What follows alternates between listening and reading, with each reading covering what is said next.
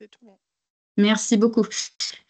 Bonjour et bienvenue à tous. On est ravis de vous accueillir pour ce webinaire qui porte sur les défis climatiques, les solutions LCL et CCI dans votre région. Donc, je vais me présenter. Je suis Claire Nicolas, je suis responsable du pôle transition écologique et énergétique à la CCI de Bourgogne-Franche-Comté. Donc, je suis basée à Besançon. J'ai le plaisir aussi d'avoir co-construit et de co-animer ce webinaire avec des collègues de CCI et le LCL qui va se présenter à la suite. Donc, je voulais juste présenter Christelle Richy, qui est à la CCI Grand Est et qui est conseillère climat, ainsi que Jeanne Balanche, qui est notre conseillère climat à la CCI de Bourgogne-Franche-Comté. Et je laisse la main à Julien pour présenter le Crédit Lyonnais. Enchanté, donc Julien Pourra, directeur du développement de l'Est de la France, sur la partie Grand Est et Bourgogne-Franche-Comté. Donc on est ravis aussi de se coordonner et co-organiser en fait cette réunion avec les deux CCI, donc celle du Grand Est et de Bourgogne-Franche-Comté, pour vous présenter un petit peu toutes ces solutions en fait durables, avec David ici présent, responsable solutions durables pour la partie Est, voilà. Et puis, on va revenir aussi un peu en profondeur sur tout ce qui est en fait la CSRD, puisqu'en fait la loi Omnibus en fait risque de tout changer en fait et la mettre en fait et la remettre en cause, voilà. Donc, en tout cas, on peut dès à présent introduire avec les CCI. Merci Ensuite, on beaucoup. complétera. Super, merci beaucoup Julien. L'idée de ce webinaire, c'est vraiment de vous proposer des solutions concrètes pour vous lancer dans une démarche d'adaptation au changement climatique. Donc, au programme de cette heure d'échange, Christelle et Jeanne, donc nos expertes en CCI, partageront nos outils, nos méthodes pour anticiper l'impact du changement climatique sur l'activité des entreprises, vos activités. On aura des témoignages, des vidéos témoignages d'entreprises de nos régions. Et puis ensuite, David et Julien présenteront les financements bancaires adaptés pour soutenir une transition durable. Voilà, donc je laisse tout de suite la parole sans transition à Jeanne pour le contexte climatique. Merci Claire, bonjour à tous, j'espère qu'on m'entend bien. C'est vrai qu'au cœur des actualités de ces dernières années, on a différents constats. Hein. Ça concerne la France, mais plutôt le monde globalement. Et plus particulièrement, donc, en France, on va avoir différents constats liés à l'évolution du climat. Ça va passer par une hausse des températures moyennes, avec des vagues de chaleur qui vont être bien plus longues, bien plus fréquentes, donc avec davantage d'impact sur l'homme, sur le sol, sur toute la biodiversité. On a aussi des régimes de précipitation qui évoluent dans leur saisonnalité et qui laissent apparaître des phénomènes beaucoup plus extrêmes, avec des inondations, des remontées de nappes, un stress hydrique accru, ça c'est lié à la hausse des températures, et donc voilà, comme je le disais, des événements climatiques vraiment extrêmes, avec des gelées tardives, des pluies verglaçantes, enfin voilà. Je vais pas trop m'attarder sur ces constats, parce que je pense que tout le monde est déjà un peu au fait de ce qui se passe. Toujours est-il que du coup, souvent on va parler du changement climatique en évoquant ces émissions de gaz à effet de serre que l'homme rejette dans l'atmosphère, qui augmentent les températures et s'ensuivent un tas de bouleversements. Ça, c'est ce qu'on appelle l'atténuation. C'est vraiment les conséquences de l'homme sur le climat et sur son évolution. Donc ça, c'est très important et c'est ce qui est aujourd'hui pris en compte dans beaucoup de politiques environnementales. Mais le sujet qu'on traite, nous, à la CCI, via ce poste et cet accompagnement qu'on vous expliquera un peu plus en détail tout à l'heure, c'est un autre sujet qui est complètement complémentaire et qui est aussi tout aussi important, c'est l'adaptation. C'est comment on va gérer les conséquences du climat sur l'homme. C'est mettre l'homme à la place de la victime face au climat. Et donc, pour ça, en fait, tout simplement, c'est très important de prendre en compte cette adaptation parce que les gaz à effet de serre qui ont été émis dans l'atmosphère, ils ont une durée de vie.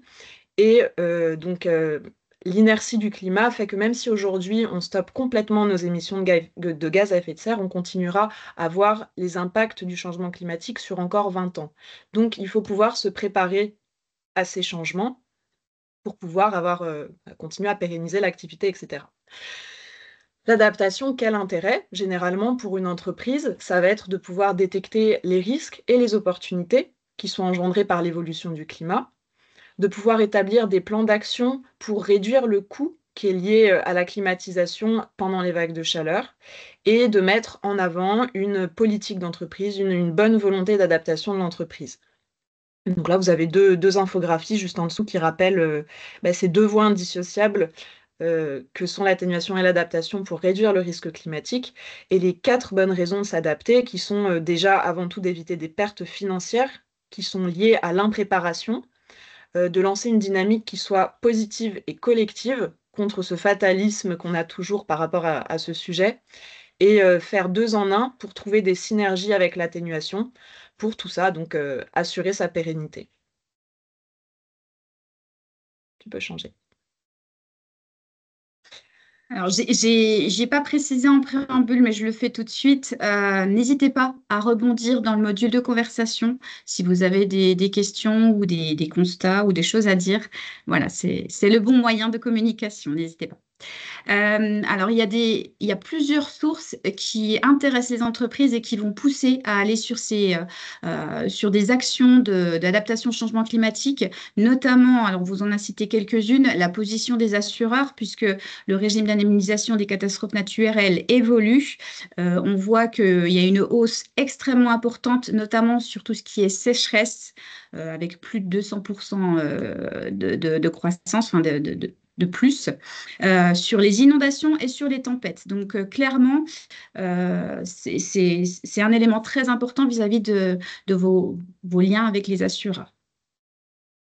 La Banque de France a également travaillé avec l'ADEME selon une méthodologie qu'a créée l'ADEME qui s'appelle Acte Adaptation, qui date de 2021, au début des années 2020. L'idée, c'est vraiment de construire et d'évaluer sa stratégie climatique. Donc, cette méthode qu'a créée l'ADEME, elle concerne tous les secteurs d'activité et toute taille d'entreprise. Et c'est un peu notre fondement, notre base pour créer des accompagnements ou des indicateurs. Donc, la Banque de France, notamment, travaille sur un indicateur climat qui est en train d'être voilà, pérennisé un peu sur tous les secteurs d'activité. L'idée, c'est vraiment d'aider les entreprises à piloter leur stratégie de décarbonation via cet indicateur climat. Et ensuite, les normes ISO également, depuis une année à peu près, depuis février 2024. Il y a eu un amendement sur le changement climatique. Dans toutes les normes, vous les voyez listées, hein, qu'elles soient qualité, environnement, santé, sécurité au travail, énergie. L'idée, c'est... L'entreprise, souvent dans l'ISO 14001 par exemple, prend en compte l'impact du climat l'impact qu'elle a sur le climat, pardon. L'idée, c'est d'inverser et c'est que l'entreprise détermine s'il y a des enjeux au niveau des changements climatiques et quelles sont les exigences des parties intéressées par rapport à ces changements. Donc, concrètement, là, si vous êtes une entreprise qui est certifiée, vous voyez tout le listing de normes, mais il y en a encore beaucoup plus qui sont concernés. Si vous êtes certifié, votre auditeur va clairement avoir un œil très, très aguerri sur est-ce que vous avez pris en compte cet amendement changement climatique et comment vous évaluez l'impact et est-ce que vous avez un plan d'adaptation au changement climatique? Est-ce que vous avez engagé, en tout cas, des échanges là-dessus? Et on sait, on a pas mal de retours d'entreprises que pour l'instant, ça donne des points sensibles quand on l'a pas vu dans les exigences réglementaires, mais ce sera des non-conformités là très bientôt. Donc, ça a vraiment une importance majeure pour tous ceux qui sont certifiés. Et là, je vais laisser la main à David par rapport à la directive CSRD. Alors, la directive CSRD, bon, je vais vous laisser la parole, mais CSRD, peut-être pour dire en 2 mots, je ne sais pas si vous aviez prévu de le dire, David, je pense, mais c'est pour Corporate Sustainability Reporting Directive. Elle date de décembre 2022 et effectivement, il y a une loi qui est extrêmement importante que David va vous préciser, la directive Omnibus qui vise à rendre la CSRD plus accessible et moins contraignante. Et là, je laisse la parole à vous, David. Merci. Vous pouvez passer à la slide suivante. Alors peut-être un peu plus de points de détail sur la CSRD et la philosophie qui se situe derrière cette directive. Et donc, c'est bien une réglementation européenne en matière de reporting de durabilité qui doit surtout être perçue comme un vecteur de transformation des entreprises afin de renforcer leur résilience et leur compétitivité de leur modèle d'affaires. On aurait pu la nommer CSTD, le T étant pour Transformation. Et l'objectif ultime, c'est voilà, vraiment de pérenniser ces sujets de compétitivité et de résilience via 4 grands axes. Tout d'abord, identifier les risques et opportunités liés au développement durable des entreprises via l'analyse de double matérialité qui vise en fait à matérialiser l'impact de l'entreprise sur la société et l'environnement et inversement l'impact de la société et l'environnement sur la performance économique des entreprises. Le deuxième axe, c'est gérer ces risques et ces opportunités, cette gestion s'inscrivant dans une véritable stratégie de pilotage et de transition pour atténuer les risques et maximiser les opportunités. Une fois qu'on a identifié, qu'on a géré, bien évidemment, il faut piloter et reporter la performance RSE, et ça nécessite des outils informatiques robustes au service du pilotage de cette performance avec des indicateurs bien ciblés, un reporting efficace au service de la résilience et de la compétitivité. Et puis tout ça doit être gouverné avec une gouvernance d'entreprise alignée avec les enjeux RSE, donc alignement des codires RSE et des codires globaux sur ces enjeux-là et des rémunérations qui peuvent être aussi indexées sur la performance ESG des entreprises. Alors ça, c'est le principe global. Maintenant, la slide suivante. La loi Omnibus qui a été publiée par la Commission européenne le 26 février dernier, eh bien, impose un certain rétropédalage en matière de durabilité pour les entreprises européennes.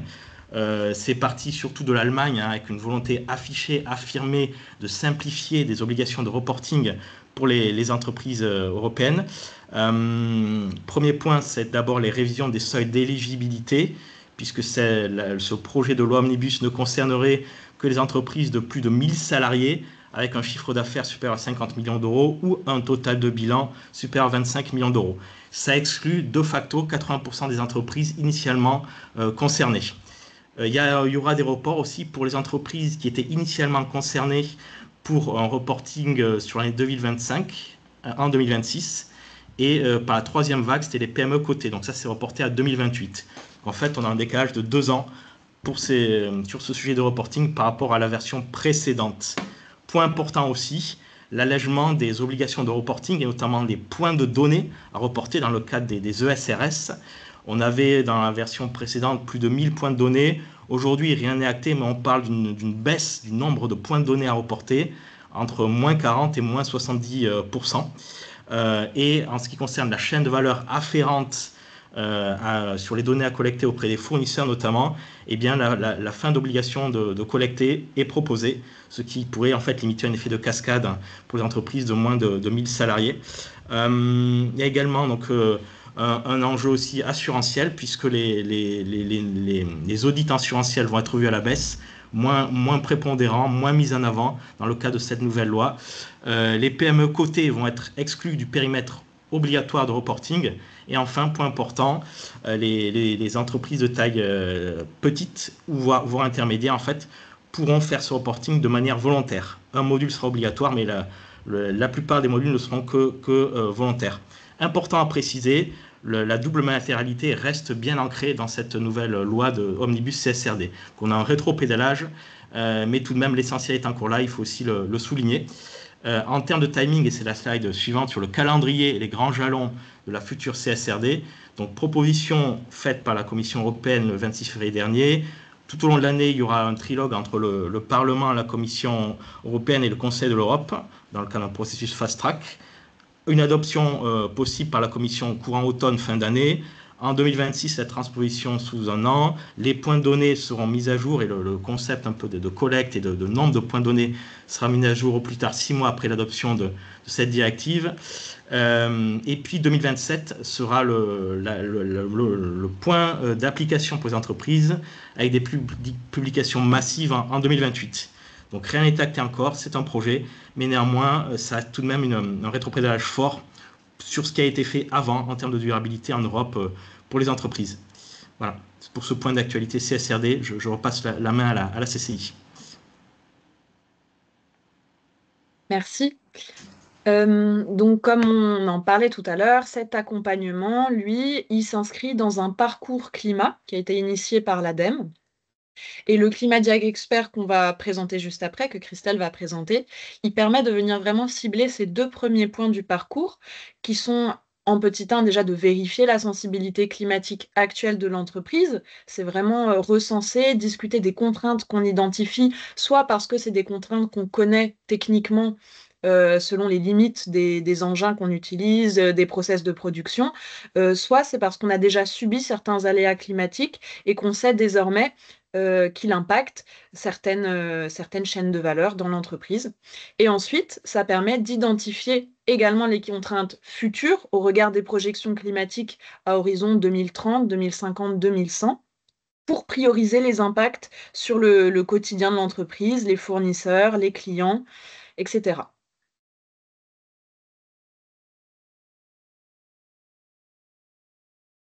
Bonjour à toutes et tous. J'ai juste fait un salut tout à l'heure. On va vous partager, voilà, vous avez bien compris qu'il y avait des enjeux financiers, des enjeux assurantiels, des enjeux réglementaires. On va vous partager un retour d'expérience de l'entreprise Yoplait qui a été accompagnée. On vous détaillera l'accompagnement suite à cette vidéo pour que vous puissiez passer en fait concrètement à l'action. Et savoir quoi faire justement face à tous ces défis et ces enjeux pour vos entreprises. Alors, hop. Alors, je vois Il qu'il y y a a une une main question. levée, Oui, mais pendant que je partage. je ne sais pas si vous pouvez réactiver votre micro par rapport au paramétrage, mais sinon, n'hésitez pas à le noter dans le chat si ça ne vous gêne pas trop. Attends, je crois que je n'ai pas partagé avec Et le son. sachant que Yoplait est une entreprise basée dans Lyon, en Bourgogne-Franche-Comté.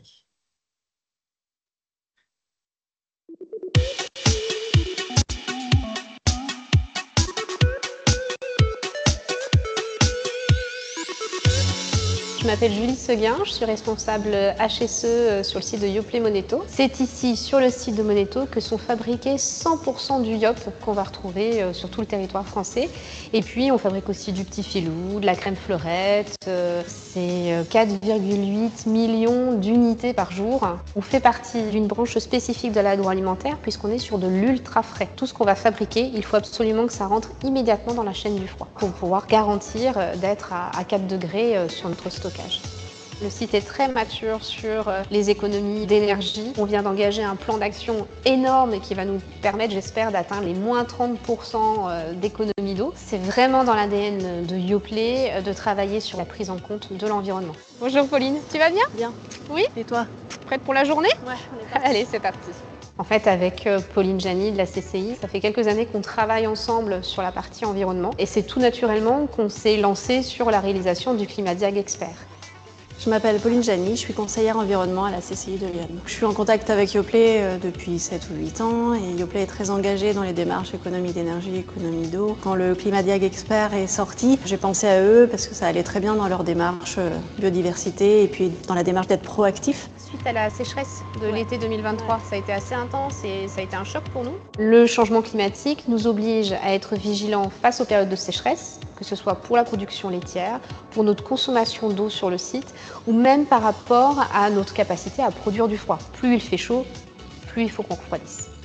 L'objectif du Climat Diag Expert, c'est de permettre à l'entreprise de voir déjà ses points forts, là où elle a déjà fait des choses, et puis également de regarder les points à améliorer. Chez Yoplait, les sensibilités qui ont été vues, c'est les sensibilités vis-à-vis des vagues de chaleur qui vont être plus nombreuses et qui vont durer plus longtemps, les sécheresses qui vont également s'accentuer. Les journées chaudes, c'est les journées supérieures à 25 degrés, mais ce qui est plus impactant encore, c'est les vagues de chaleur. On va réduire drastiquement notre récupération d'énergie.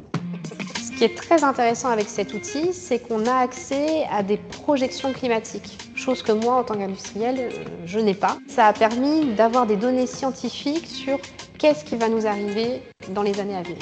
On s'est rendu compte que les vagues de chaleur et la sécheresse étaient déjà là, et nous, ça nous impacte directement sur notre consommation d'eau. On a mis en place un système de récupération d'eau depuis le 15 janvier 2024 qui nous permet de réutiliser de l'eau, de faire un circuit supplémentaire à l'eau dans notre processus, d'alimenter des tours de refroidissement, et ce système nous permet d'économiser 25 000 m3 d'eau à l'année. Là, on arrive sur la partie YOP. Tous les circuits que tu vois là, tout ça, ça doit être nettoyé. C'est pour ça qu'on consomme beaucoup d'eau. Dans le plan d'action qu'on a proposé vis-à-vis du risque sécheresse qui va augmenter, il y a également de continuer les économies d'eau. Yoplait a déjà enclenché des projets pour faire des économies d'eau, mais d'aller encore plus loin, ça permet de les rendre aussi plus résilients par rapport au changement climatique. C'est important de se faire accompagner parce qu'on ne peut pas tout savoir, on ne peut pas tout comprendre sur la partie changement climatique. L'avantage de ce diagnostic, c'est que ça nous a donné une vision d'horizon. Le travail avec la CCI, c'est vraiment important pour pouvoir structurer les démarches et pour pouvoir avancer de façon concrète. C'est important de transformer ces points de vulnérabilité en vraie force pour pouvoir garantir le développement durable de l'entreprise.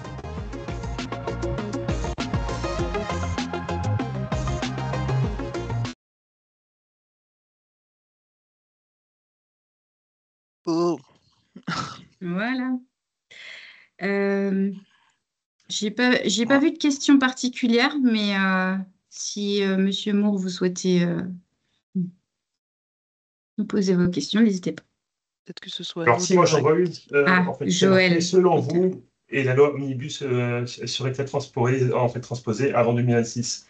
Alors, effectivement, on y a répondu, mais tout dépend, en fait, vos seuils. Donc, en fait, comme l'expliquait en fait David, en fait, il y a 3 seuils, effectivement, que sont le total bilan, donc faire plus de 25 millions, en fait, de total bilan, plus de 40 millions, en fait, de total chiffre d'affaires, et 1000 salariés.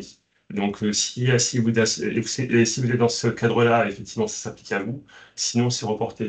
David, je te laisse. Tout à fait. Tout à fait.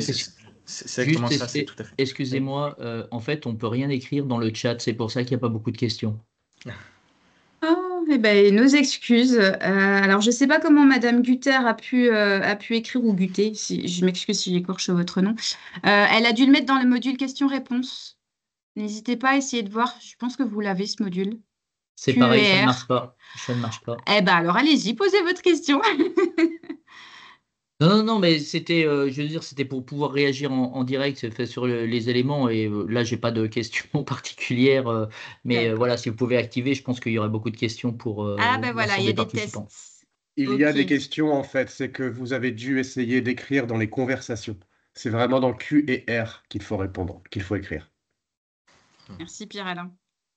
J'en profite pour te présenter Pierre-Alain. Pierre-Alain Florent, c'est mon homologue, donc il est responsable transition écologique à la CCI Grand Est. Je m'excuse auprès de toi, je ne t'avais pas présenté avant. Je vois qu'il y a des tests, plusieurs tests. Voilà. Je vais reprendre la main. Je me permets de reprendre la main pour continuer. Je t'en prie, pardon. Excuse-moi, Christelle. Donc, dans cette vidéo, il y a eu un bon gros teasing de l'accompagnement que je vais vous présenter un petit peu plus en détail. Donc, aujourd'hui, en Bourgogne-Franche-Comté et à la fois dans le Grand Est, les entreprises peuvent bénéficier d'un outil qui s'appelle Climadiag Expert. Dans le Grand Est, cet outil est utilisé dans le cadre de la visite climat. C'est un outil qui a été développé par les chambres de commerce et d'industrie et qui permet en fait d'analyser la résilience actuelle du site. L'objectif, c'est de comprendre votre climato-sensibilité en regardant différents éléments de votre chaîne de valeur. Comprendre en fait l'objectif, c'est de comprendre les événements climatiques qui vous ont déjà impacté jusqu'à maintenant et d'identifier ceux qui risquent de vous impacter à l'avenir. Donc, c'est peu chronophage pour l'entreprise puisque cet accompagnement, toute cette analyse de la résilience, elle se fait dans un premier temps avec un rendez-vous sur site chez vous. Donc, pendant maximum une demi-journée, on est plutôt sur un format de 2-3 heures. Ensuite, c'est nous qui travaillons en interne pour vous faire bénéficier dans le cadre d'un livrable qui vous est remis dans un second temps, donc vous faire bénéficier de projections climatiques à l'échelle de votre site de production. Donc, avec les outils de Météo France, les modèles scientifiques permettent d'avoir des projections à l'échelle de 8 km autour de votre site, ce qui fait que les projections sont quand même bien personnalisées et précises.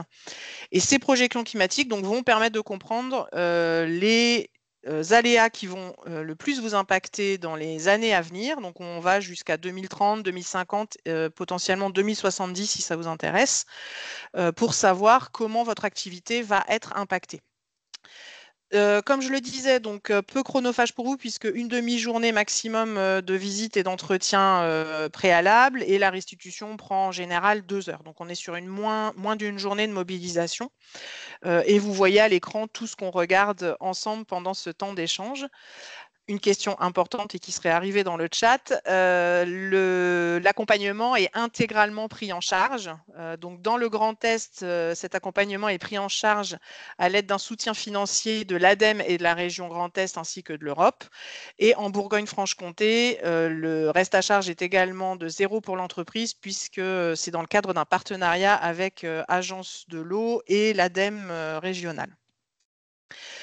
Voilà, vous avez un exemple à l'écran des différentes données climatiques que l'on regarde et dont on vous fait bénéficier donc sur les jours de forte chaleur, de froid, de vent, de fortes précipitations, de sécheresse, enfin voilà, tous les différents aléas qu'a pu évoquer Jeanne dans les propos introductifs et de constats. Et puis, vous allez bénéficier de quelques graphes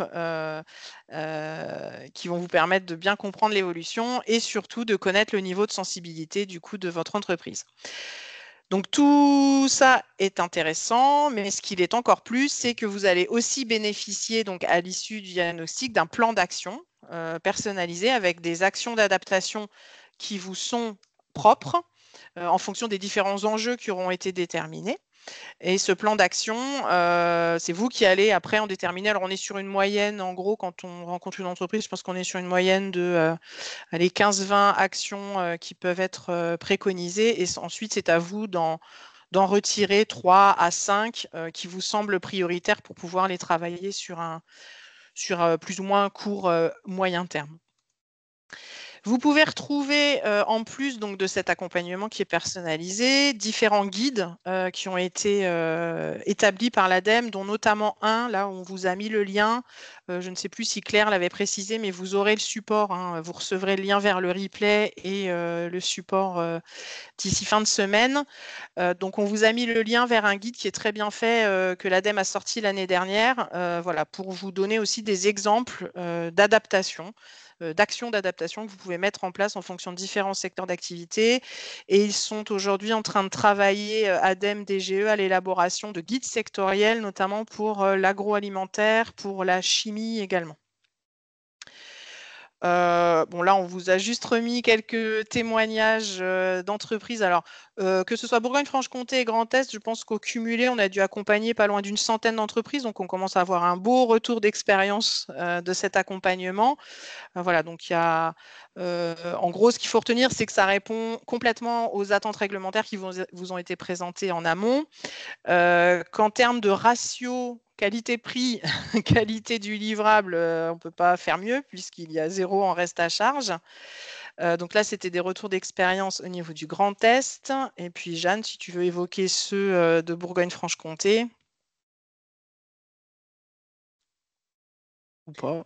Oui, voilà, on a fait, c'est vrai qu'on en a fait déjà, je pense qu'il y a eu à peu près une petite vingtaine de diagnostics qui ont été lancés en Bourgogne-Franche-Comté également, avec toujours des très bons retours, à la fois sur le côté sensibilisant de l'action, que sur le côté prévoyance par rapport aux futurs risques. Parfois, ça permet également de venir répondre à des obligations réglementaires, comme on le voyait juste avant dans les motivations des entreprises. D'autres fois, ça permet de monter simplement un plan clair pour cibler les prochaines actions qui vont être financées.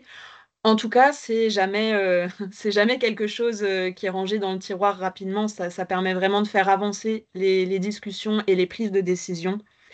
Donc voilà, pour l'instant, que des bons retours. Et on va vous partager un autre retour d'expérience du coup au niveau du Grand Est. Donc le premier retour d'expérience que vous avez pu voir avec Yoplait, on était plutôt sur des enjeux autour de la thématique de l'eau et donc dans l'agroalimentaire. Et là, on va vous partager donc un retour d'expérience plutôt donc dans la métallurgie d'une entreprise qui avait des enjeux, enfin qui a toujours d'ailleurs des enjeux autour des fortes chaleurs. Hop.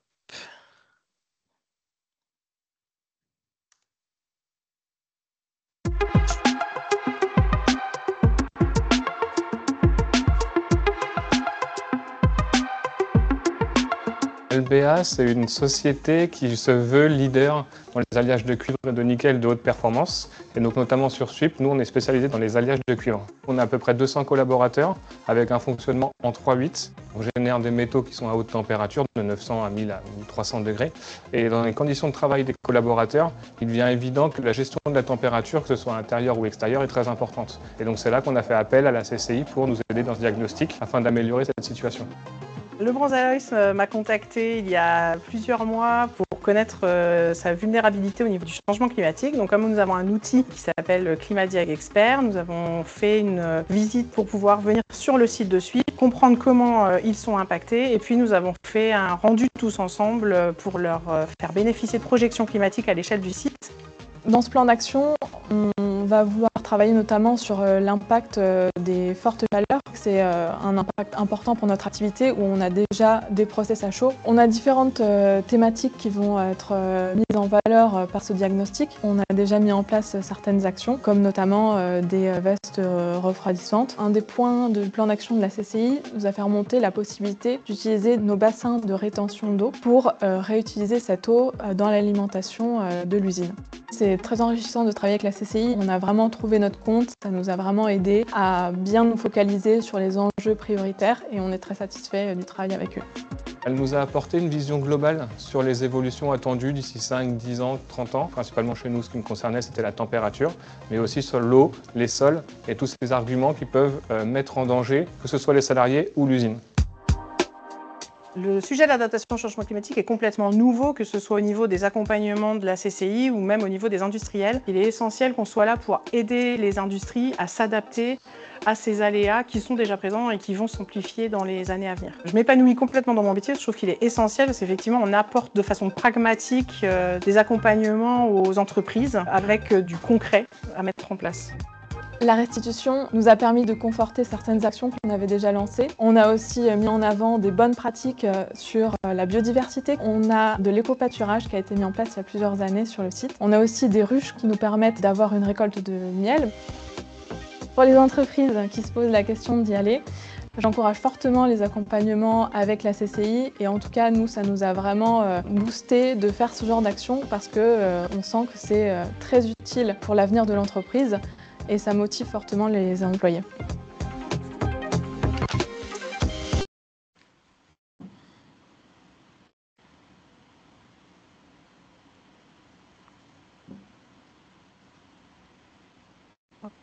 Parfait, merci. On va laisser, voilà, on va laisser le temps à Christelle de repartager le PowerPoint. Merci en tout cas Christelle.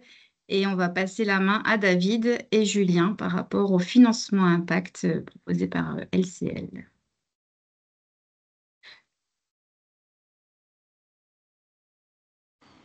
Merci Claire.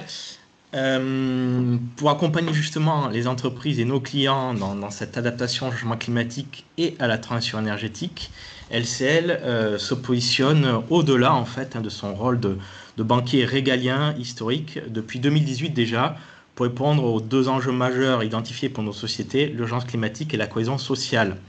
Donc on est vraiment dans une logique d'accompagnement, une logique relationnelle pour aider nos clients à s'adapter et on développe pour ça deux grandes familles de solutions, je dirais. Les financements durables, qui sont des solutions bancaires qui soient indexées ou fléchées, j'y reviendrai tout à l'heure, à destination des entreprises, des gammes d'épargne solidaire, plutôt à destination de la clientèle particulière, et puis des solutions dites open banking, qui visent à accompagner nos clients via des partenaires qu'on a sélectionnés dans le domaine de l'efficacité énergétique, de la RSE, de la transition énergétique, de l'achat d'énergie verte ou encore des bilans carbone. Slide suivante.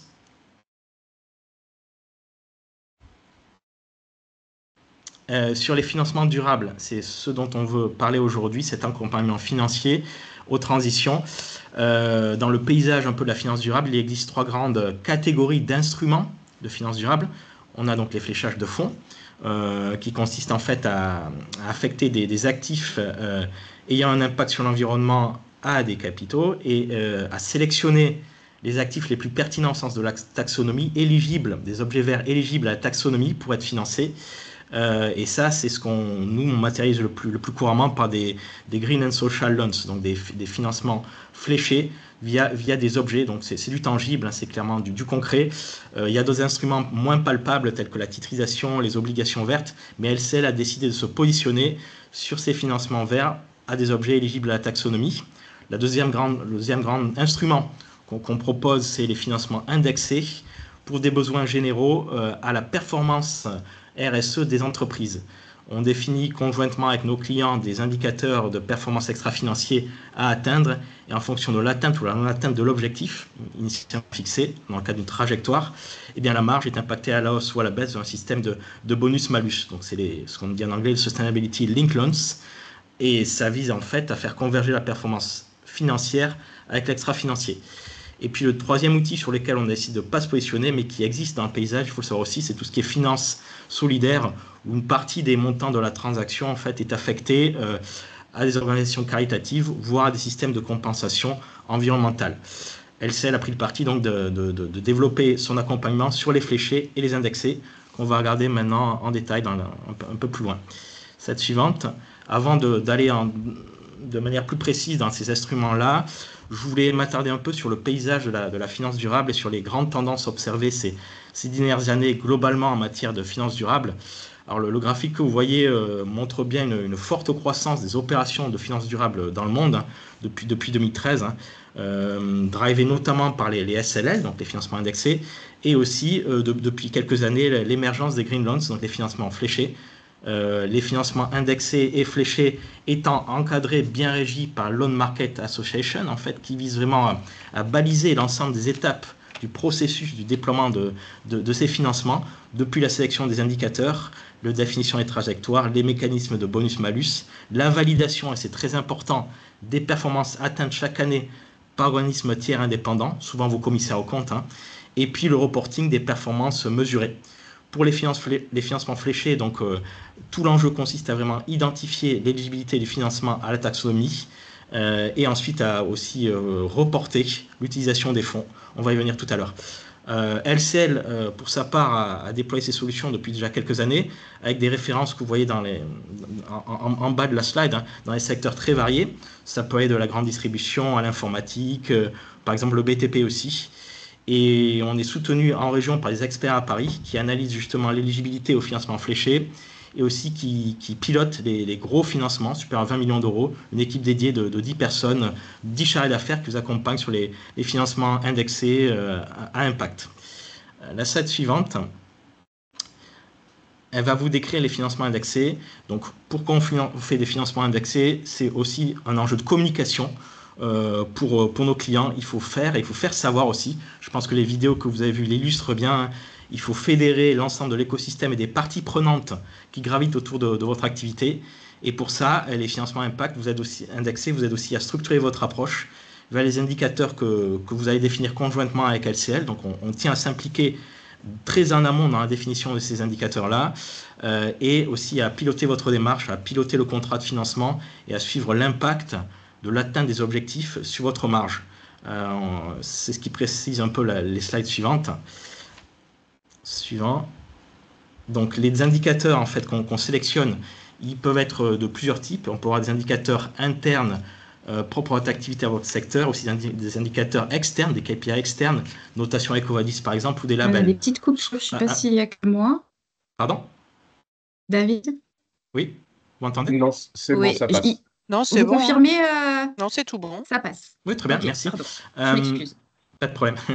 Et donc je disais, ce qu'on voit majoritairement dans le paysage financier, c'est plutôt 2-3 indicateurs RSE qui vont aller structurer ces financements indexés en moyenne, hein, sachant que l'indicateur obligatoire pour les petits financements indexés et les plus gros, c'est le bilan carbone sur les scope 1, scope 2 propres à votre activité ou votre sourcing en énergie.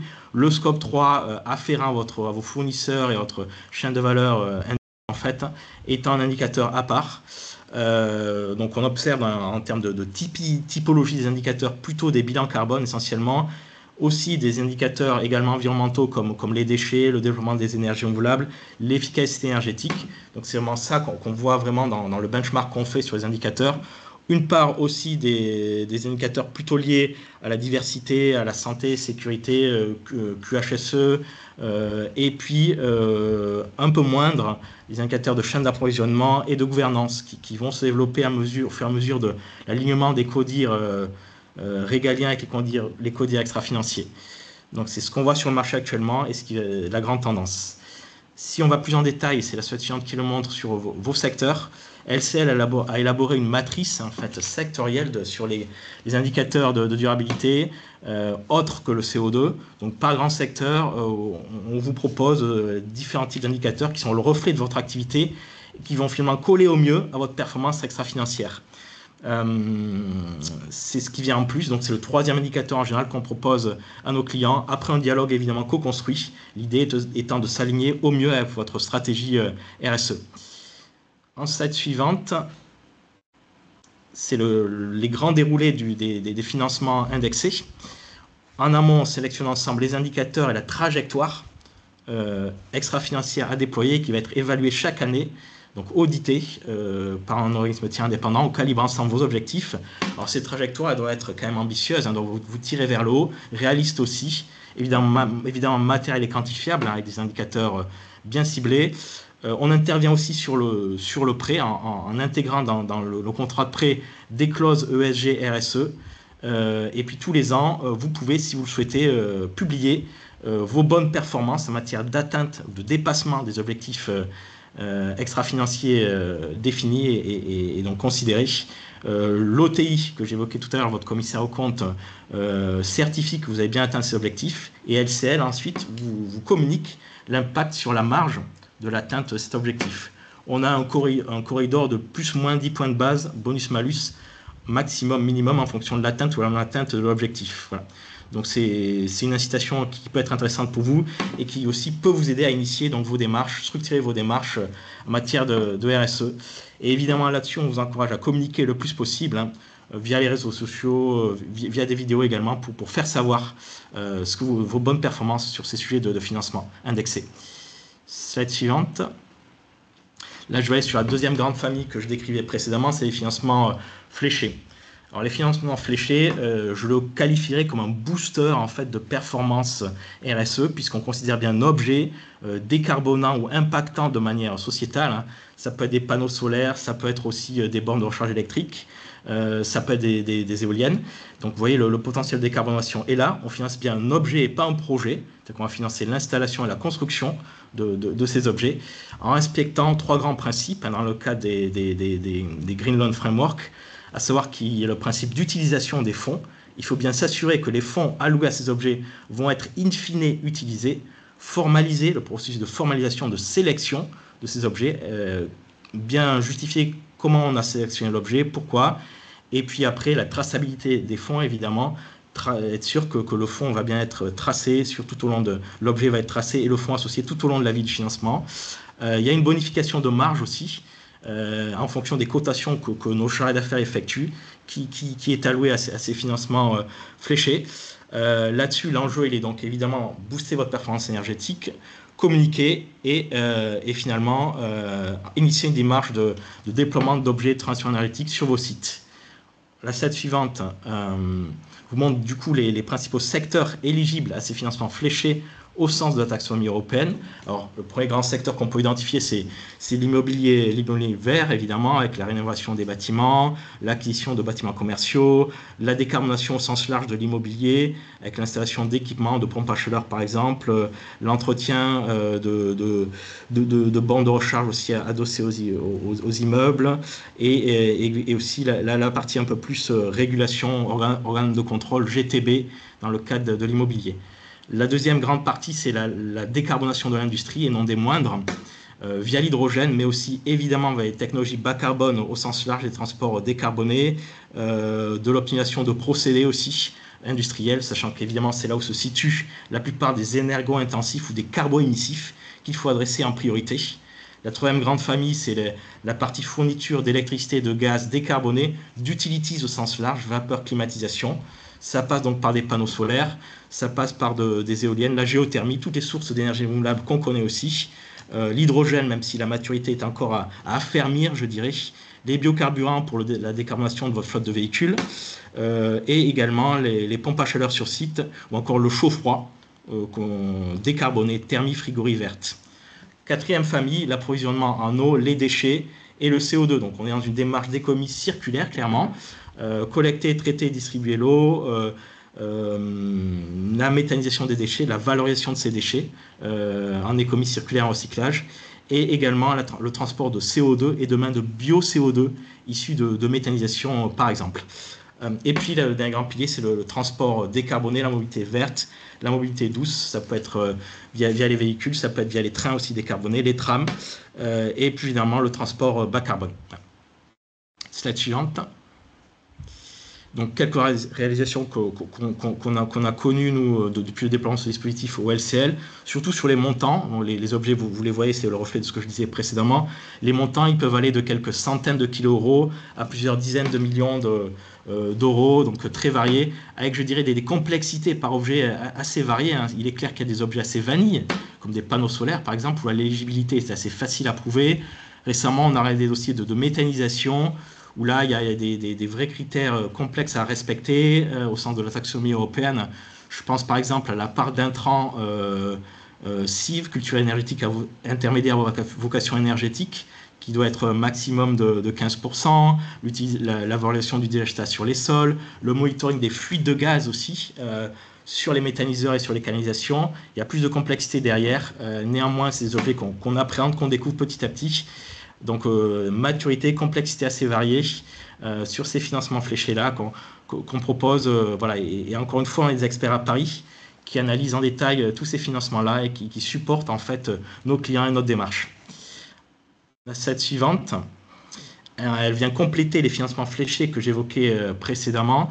En fait, la Banque européenne d'investissement, donc la BEI, propose et accorde aux établissements de crédit, donc aux banques, des enveloppes dites à taux bonifiés pour aller financer les PME, les ETI, la transition énergétique. Donc ça passe aussi par du financement de projets d'énergie renouvelable et d'innovation.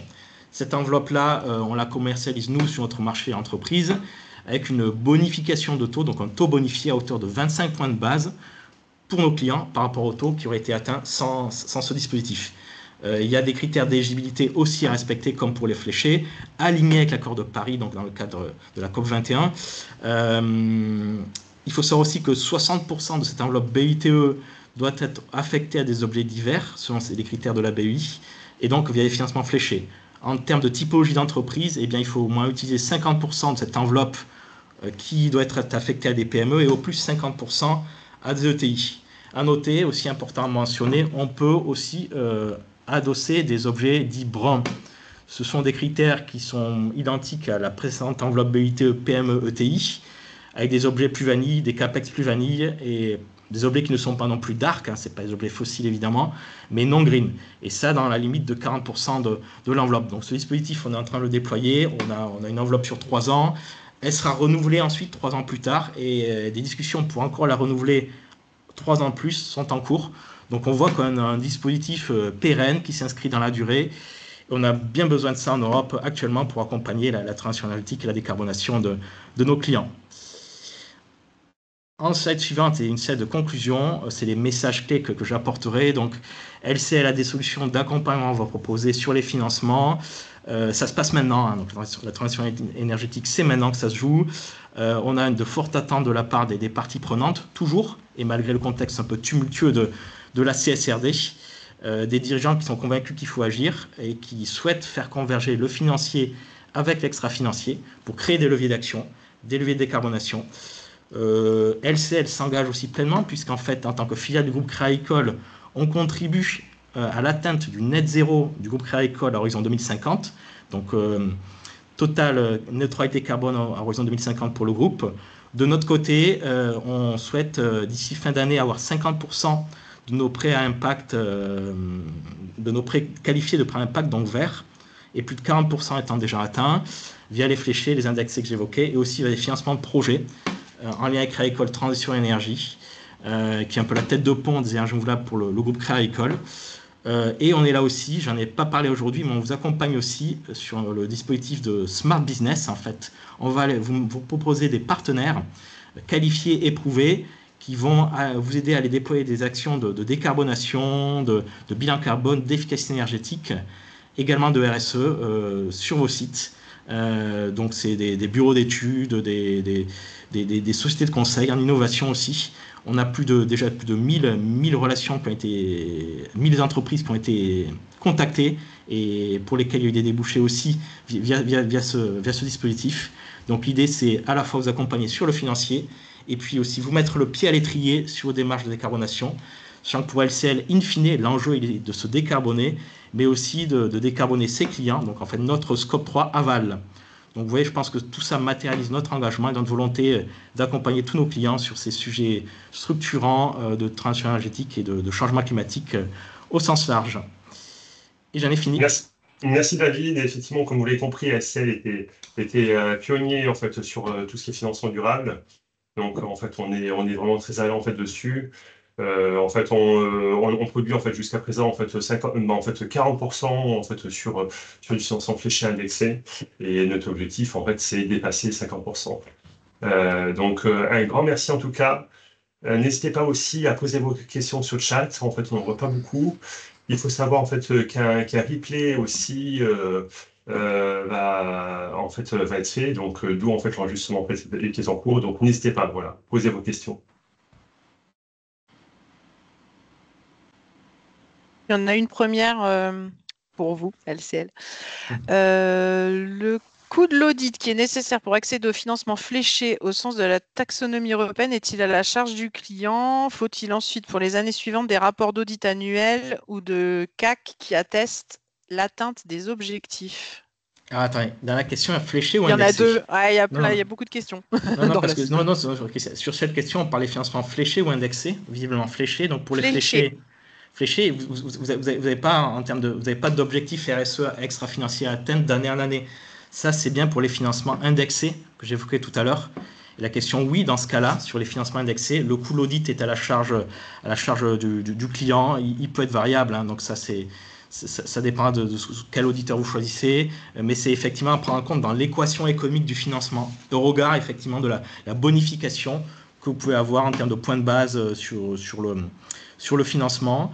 Vous avez aussi des frais de dossier LCL à quelques centaines d'euros. C'est pas non plus ça qui va être décourageant. Mais la clé, effectivement, c'est que vous retrouviez vos petits, entre guillemets, entre ce que vous percevez sur la bonification de taux et le rapport, les coûts d'audit. Voilà. Donc là, c'est je dirais, analysé en fonction évidemment des points de base que vous aurez et de financement par financement. Mais oui, c'est bien pris en charge, oui, tout à fait. Côté client, ces coûts d'audit, c'est à vous de les prendre en charge. Une autre question? Oui, les financements LCL présentés sont-ils accessibles à toute entreprise sur le territoire national? Alors effectivement, là-dessus, sur ces financements, vous avez un critère de chiffre d'affaires, donc supérieur à 7 millions d'euros pour les clients entreprises qu'on propose. Après, oui, sur tout le territoire national. Alors, une autre question par rapport aux actions que nous, on pourrait préconiser et qui pourraient être financées par LCL ou les banques. Est-ce qu'il existe des subventions supplémentaires par rapport à ce type d'investissement? Alors, c'est large parce que les actions sont diverses et variées. Donc, il en existe des subventions. Enfin, on peut y répondre à plusieurs. Alors, il va y avoir pour tout ce qui est en lien avec de la récupération d'eau. Il y a effectivement les agences de l'eau. Alors, d'un territoire à l'autre, vous ne dépendez pas forcément de la même agence de l'eau, mais en tout cas, il y a des aides au niveau des agences de l'eau. Il peut y en avoir au niveau des régions. Alors, je ne sais pas, je ne vais pas m'avancer par rapport à Bourgogne-Franche-Comté, mais en tout cas, dans le Grand Est, il y a des dispositifs par rapport à tout ce qui va être économie de la ressource en eau et biodiversité. Et après, je laisse les autres peut-être répondre. sur tout le reste des actions et leur territoire? Ce qu'on vous conseille d'une manière générale, c'est de vous rapprocher des conseillers environnement, climat de votre CCI. On vous donnera les réponses. Par exemple, côté agence de l'eau, en Bourgogne-Franche-Comté, on est un territoire qui bénéficie de 3 agences de l'eau selon le découpage et selon où vous êtes situé. Donc, on est là pour vous répondre précisément selon votre localisation, donc oui, agence de l'eau, région, ADEME, il y a des C2E, pardon, aussi, parfois sur certaines thématiques par rapport au confort, etc. Voilà. Côté LCL aussi, on a un partenaire Aiming, cabinet de conseil, qui vous aide à obtenir des subventions à l'innovation, à la décarbonation à l'usine du futur. Donc Aiming se charge en fait d'aller vous voir, de vous faire un diagnostic innovation et de positionner votre profil en fonction de guichets, tels que ceux de l'ADEME, de la région ou européens aussi, pour en fait cocher les cases pour bénéficier de ces subventions. Il y a un booster x3 avec vous avez 3 fois plus de chances d'obtenir ces subventions en passant par eux. Ça fait des décennies qu'ils font ça en France et aussi dans le monde, hein, donc expérimentés, éprouvés, et ils sont là clairement pour vous aider à décrocher les subventions qui accompagneront votre déploiement dans ces sujets-là. Donc, Christelle vous a lancé un petit sondage. Je pense que vous le voyez tous. N'hésitez pas pour le moment, il n'y a pas d'autres questions. Non. Okay.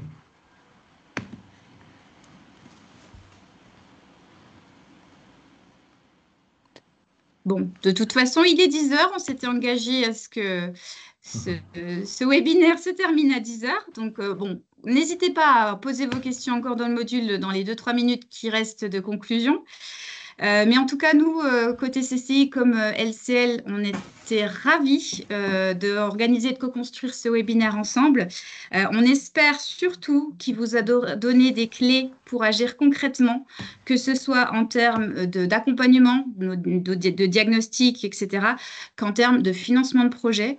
Vous avez nos contacts à la fin du PowerPoint, que ce soit côté LCL comme CCI, Grand Est ou Bourgogne-Franche-Comté, pour qu'on réponde concrètement à vos questions complémentaires, voilà, pour vous aider à vraiment intégrer l'adaptation au changement climatique dans vos projets, dans votre stratégie d'entreprise.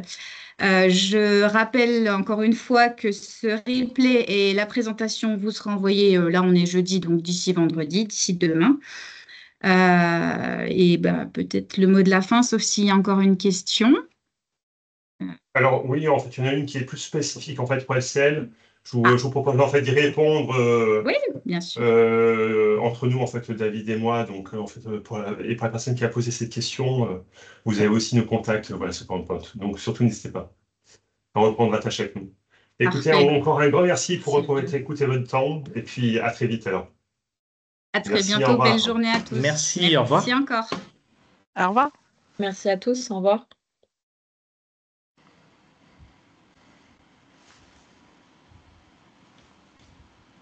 Tu vas arrêter l'enregistrement, Christelle? C'est bon? Super. Je vois qu'il y a une personne qui ne voyait pas le son.